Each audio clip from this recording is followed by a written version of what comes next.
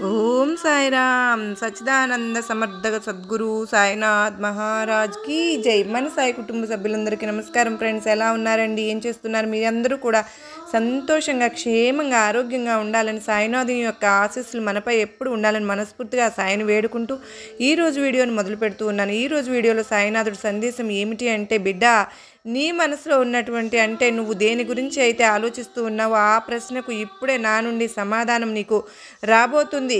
నీ విధి వ్రాతను సైతం మార్చేటటువంటి శుభవార్తను తీసుకుని వచ్చాను అని అంటున్నారు. మరి ఈ సందేశంలో ఉన్నటువంటి అర్థం ఏమిటో తప్పకుండా తెలుసుకుందామండి. అంతకంటే ముందుగా మన ఛానల్ని ఎవరైతే కనుక కొత్తగా చూస్తున్నట్లయితే ఛానల్ని సబ్స్క్రైబ్ చేసుకుని, వీడియో కనుక నచ్చినట్లయితే లైక్ చేసి సపోర్ట్ చేయండి ఫ్రెండ్స్. సాయినాథన్ సందేశాన్ని కొనసాగించే ముందుగా చాలామందికి నేను ఓ చిన్ని విషయం పంచుకోవాలని ఆశపడుతూ ఉన్నాను. సాయి చరిత్రలో ఈరోజు విశిష్టత ఫ్రెండ్స్. 1941 సంవత్సరం డిసెంబర్ 24వ తారీఖున శ్రీ సాయి చరిత్రలో ఏం జరిగిందో స్మరించుకుందాం. 1941 సంవత్సరం డిసెంబర్ 24వ తారీఖున శ్రీ ఉపాసిని మహారాజు సాయి పాదాలలో ఐక్యమైన రోజండి. శ్రీ ఉపాసిని 1941లో చాలా రోజులుగా భోజనం చేయడం పూర్తిగా మానివేసి కేవలం కాఫీ మాత్రమే తీసుకొని ఆరంభించినారు. కఠిన ఉపవాసాల వల్ల శ్రీ ఉపాసిని దేహం బాగా బలహీనమైంది. డిసెంబర్ 20, 21 తేదీలలో ఛాతి నొప్పితో బాధపడుతూ కూడా మామూలుగా భక్తులకు దర్శనం ఇచ్చారు. 22వ తేదీ మధ్యాహ్నం బయలుదేరితే సతానా వెళ్ళి అక్కడ దేవాలయంలో 12 జ్యోతిర్లింగాలను ప్రతిష్ఠించి ఆ లింగాల ముందు చాలాసేపు నేలపై దొర్లుతూ ఉండిపోయారు. ఆనాటి రాత్రి ఆయన తీవ్ర అస్వస్థతకు గురి అవడంతో మరునాడు సాయంత్రం 7 గంటలకల్లా తిరిగి సకోరీ చేరుకున్నారు. ఛాతి నొప్పి ఎక్కువగా ఉండడంతో భక్తులకు దర్శనం ఇవ్వకుండా సరాసరి లోనికి వెళ్ళి పడుకున్నారు. అర్ధరాత్రి దాటిందాకా కన్యలకు సలహాలు ఇస్తూ తెల్లవారుజామున డిసెంబర్ 24వ తారీఖున దేహత్యాగం చేశారు. ఈ విషయం మీతో పంచుకోవాలని ఆశపడ్డాను. ఇక ఈరోజు మన సాయినాథుని సందేశం తప్పకుండా తెలుసుకుందామండి. విధి వ్రాతను తప్పించుకోవడం ఎవరి తరము కాదు అని ఒక చిన్న గద ద్వారా మనకు సాయినాథుడు తెలియజేస్తూ ఉన్నారు. ఒక ఊరిలో రాము అనే ఒక యువకుడు ఉండేవాడు. అతనిది చాలా చిన్న కుటుంబం. ఆ కుటుంబంలో తన భార్య మాత్రమే ఉండేవారు. అతనికి చాలా రోజుల తర్వాత సంతానం కలిగింది. ఒక మగ బిడ్డ జన్మించాడు. అతనికి చాలా ఆనందం కలిగింది ఫ్రెండ్స్. ఒకరోజు ఉదయాన్నే ఆ వ్యక్తి ఇంటికి ముందుకు భిక్ష కోసం ఒక సాధువు వస్తారు. రాము ఆ సాధువుని ఇంట్లోకి పిలిచి మర్యాదలు చేస్తూ, మహాత్మా, ఈరోజు మేము చాలా సంతోషంగా ఉన్నాం. చాలా రోజుల తర్వాత మాకు సంతానం కలిగింది. మీరు చాలా గొప్పవారు. దయచేసి మీరే నా కొడుకుకు మంచి పేరు పెట్టండి అంటూ అడుగుతాడు. అప్పుడు ఆ సాధువు ఆ బాలుని ఎత్తుకుని తదేకంగా చూసి ఆశ్చర్యపోయాడు. అప్పుడు ఆ వ్యక్తి, మహాత్మా, ఏం జరిగింది? ఎందుకు అంత దీర్ఘంగా ఆలోచిస్తున్నారు అంటూ అడుగుతాడు. అప్పుడు ఆ సాధువు, నాయనా, నాకు చాలా ఆనందంగా ఉంది. ఎందుకంటే నీ కుమారుడు చాలా అదృష్టవంతుడు. నీ కుమారుని విధివ్రాతలో రాజయోగం రాసి ఉంది అని అంటాడు. అప్పుడు ఆ వ్యక్తి, మహాత్మా, మీరేమంటున్నారు? మీరు చెప్పేది నేను నమ్మలేకపోతున్నాను. మేము చాలా పేదవాళ్ళం, సాధారణ వ్యక్తులం. అలాంటి మా కుమారుడికి రాజయోగం ఉండడం ఏంటి అంటూ అడుగుతాడు. అప్పుడు ఆ సాధువు, నాయనా, నేను చెప్పేది అక్షర సత్యం. నీ కొడుకు తప్పకుండా మహారాజు అవుతాడు. ఇతని వివాహం ఇతని 17వ సంవత్సరంలో మహారాజు కూతురుతో జరుగుతుంది. అలా అతను ఈ రాజ్యానికి మహారాజు అవుతాడు అని అంటాడు ఆ సాధువు. ఆ సాధువు మాటలు విన్న ఆ వ్యక్తికి చాలా సంతోషం కలిగింది. ఆ సాధువు మాటలను పూర్తిగా నమ్ముతాడు. ఇక మెల్లిమెల్లిగా ఆ విషయం ఊరిలో ఉన్న వారందరికీ తెలిసిపోతుంది. రాము కొడుకు ఒక రోజున ఈ రాజ్యానికి మహారాజు అవుతాడు అంటూ అందరూ సంతోషిస్తూ ఆ బాలుని చూడటానికి అతని ఇంటికి వస్తూ ఉన్నారు. ఇలా జరుగుతూ ఉండగా ఒకరోజు ఆ రాజ్యం యొక్క మహారాజు వేట కోసం అడవికి వెళ్తాడు. అలా వేటాడుతూ అడవి పక్కనే ఉన్న ఈ ఊరికి చేరుకుంటాడు ఆ మహారాజు. చాలా దాహం వేస్తుంది అతనికి. అక్కడే ఒక చెట్టు క్రింద కూర్చున్న సాధువు కనిపించాడు. ఆ సాధువు వద్ద నీళ్లు ఉన్నాయి. మహారాజు వెళ్ళి అతడు నీళ్లు ఇవ్వమని అడుగుతాడు. వెంటనే ఆ సాధువు మహారాజుకు నీటిని ఇస్తాడు. మహారాజు నీటిని త్రాగుతూ రాము ఇంటి వైపు చూస్తాడు. అక్కడ చాలామంది గుంపు కనిపిస్తుంది. అప్పుడు ఆ మహారాజు, మహాత్మా, అక్కడ ఏం జరిగింది? ఎందుకు అంతమంది గుమిగూడారు అని అడుగుతాడు. అప్పుడు ఆ సాధువు, నాయనా, ఆ ఇల్లు రాము అనే యువకునిది. అతనికి ఒక అదృష్టవంతుడైన కుమారుడు జన్మించాడు. ఒకరోజు సాధువు వచ్చి అతనికి 17 సంవత్సరాలు నిండగానే అతనికి వివాహం ఆ రాజ్యం యొక్క మహారాజు కుమార్తెతో జరిగి అతను ఈ రాజ్యానికి మహారాజు అవుతాడు అని చెప్పారు. అంత అదృష్టవంతుడైన ఆ బాలుని చూడటానికి జనాలు అందరూ అతని ఇంటికి వస్తూ ఉన్నారు అని అంటాడు. ఆ మాటలు వినగానే మహారాజుకు చాలా కోపం వచ్చింది. ఒక సాధారణ వ్యక్తి నా కుమార్తెని ఎలా వివాహం చేసుకుంటాడు? అప్పుడు మహారాజు, మహాత్మా, నేనే ఈ రాజ్యానికి మహారాజును. అందరూ ఇది ఎలా నమ్ముతున్నారు? ఒక సాధారణ వ్యక్తితో నేను నా కూతురు వివాహం ఎందుకు జరిపిస్తాను అని అంటాడు. అప్పుడు ఆ సాధువు, నాయనా, ఆ బాలుని విధివ్రాతలో రాసి ఉన్నది, దానిని ఎవరూ మార్చలేరు అని అంటాడు. ఇక మహారాజు కోపంతో, మహాత్మా, ఆ భగవంతుడు రాసిన విధివ్రాతను నేను మార్చి చూపిస్తా. మీరు చెప్పినట్టు ఆ బాలుని విధివ్రాతలో నా కుమార్తెతో వివాహం జరగాలని ఉంటే దాన్ని నేను మార్చి చూపిస్తా. నేను అలా జరగకుండా చూసుకుంటాను అని అంటాడు. అప్పుడు ఆ సాధువు, నాయనా, నన్ను నువ్వు గుర్తుపెట్టుకో, నేను నిన్ను గుర్తుపెట్టుకుంటాను. ఇక ముందు ఏం జరుగుతుందో చూద్దాం అని అంటాడు.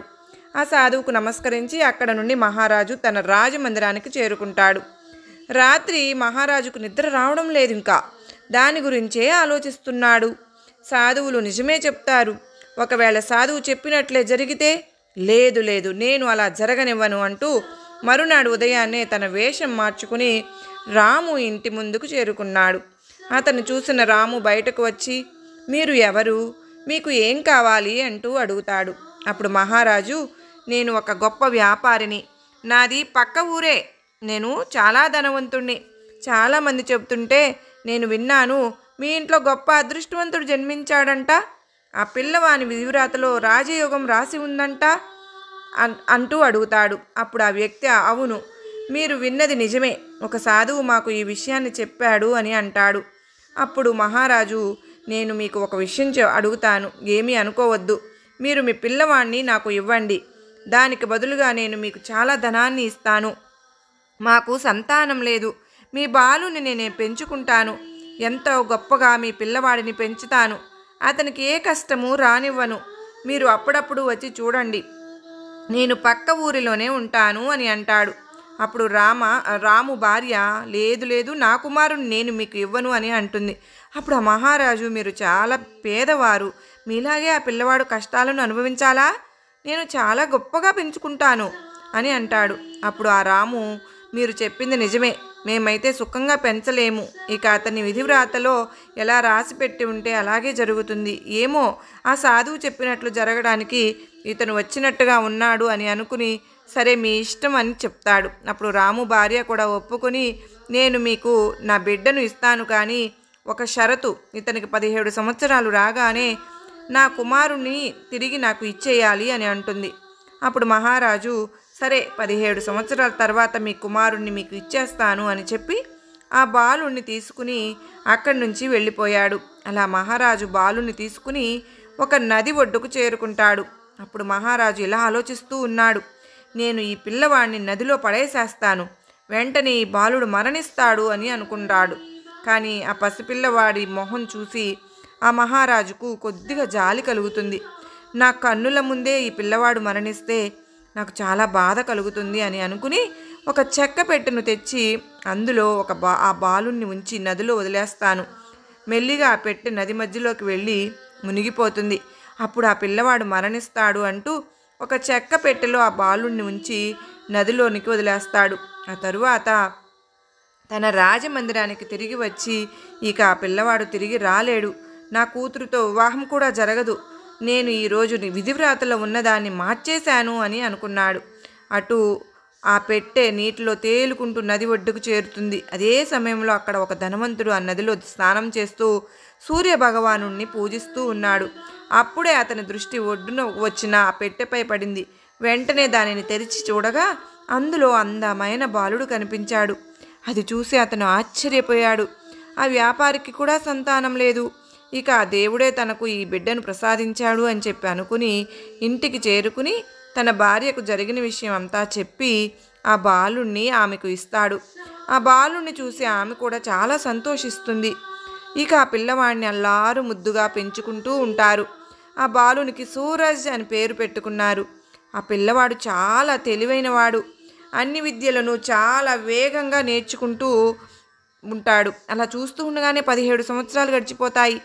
ఒక రోజున గురువుగారు సూరజ్ను దగ్గరకు పిలిచి ఇలా అంటున్నారు, నాయనా, నువ్వు చాలా తెలివైన వాడివి, విద్యలన్నింటినీ చాలా వేగంగా నేర్చుకున్నావు, నీకు మంచి భవిష్యత్తు ఉంది అని అంటాడు. అదే సమయంలో మహారాజు అటుగా వెళ్తున్నప్పుడు ఆ గురువుగారు సూరజ్కు చెప్పిన మాటలన్నీ వింటాడు. అప్పుడు మహారాజు సూరజ్ను దగ్గరకు పిలిపించుకుని, నాయనా, నువ్వు ఎవరు, నీ తండ్రి పేరేమిటి అంటూ అడుగుతాడు. అప్పుడు ఆ సూరజ్ తన తండ్రి పేరు, తన ఇంటి పేరు, చిరునామా చెప్పి అక్కడి నుండి వెళ్ళిపోయాడు. ఇక మహారాజు తన పని కోసం ముందుకు వెళ్ళిపోయాడు. ఇక మహారాజు తన పనిని ముగించుకుని తిరిగి అదే ఊరి నుండి వెళ్తూ ఉండగా ఒక్కసారి ఆ యువకుని తల్లిదండ్రులను కలవాలనుకుంటాడు. ఊర్లో వారిని అడిగి సూరజ్ ఇంటికి చేరుకున్నాడు. మహారాజు తమ ఇంటికి రావడంతో వెంటనే సూరజ్ తండ్రి బయటకు వచ్చి, మహారాజా, మీరు రావడానికి కారణం ఏమిటి అంటూ అడుగుతాడు. అప్పుడు ఆ మహారాజు, మీ కుమారుడు చాలా తెలివైనవాడు, గురువులు కూడా మీ వాడిని మెచ్చుకుంటూ ఉన్నారు, తెలివైన వారికి నా ఆస్థానంలో మంచి ఉద్యోగం ఇస్తాను అని చెప్పి అంటాడు. అప్పుడు ఆ వ్యాపారి, మహారాజా, మీరు మీ ఆస్థానంలో నాకు కుమారునికి ఉద్యోగం ఇస్తానన్నందుకు చాలా ధన్యవాదాలు. కానీ మహారాజా, నిజానికి అతను మా సొంత కుమారుడు కాదు, కేవలం మేము పెంచిన తల్లిదండ్రులం, కానీ మేము తల్లిదండ్రుల కంటే ఎక్కువ ప్రేమగా పెంచుకున్నాం అని అంటాడు. అప్పుడు మహారాజు, ఏంటి, ఇతను మీ సొంత కుమారుడు కాదా? మరి ఈ పిల్లవాడు మీకు ఎక్కడ లభించాడు, ఎవరి కుమారుడు అంటూ అడుగుతాడు. అప్పుడు ఆ వ్యాపారి జరిగిన విషయమంతా చెప్పి, నాకు ఒక నదిలో చెక్క పెట్టెలో సరిగ్గా 17 సంవత్సరాల క్రితం ఈ బాలుడు లభించాడు అని చెప్తాడు. ఆ మాటలు విన్న మహారాజు ఆశ్చర్యపోతాడు. మహారాజుకు పూర్తిగా అర్థమైపోతుంది, ఆ పిల్లవాడే నేను 17 సంవత్సరాల క్రితం నదిలో వదిలిపెట్టిన బాలుడే ఈ బాలుడు అని అనుకున్నాడు. ఇలా ఇద్దరు మాట్లాడుకుంటూ ఉండగా సూరజ్ అక్కడకు చేరుకుంటాడు.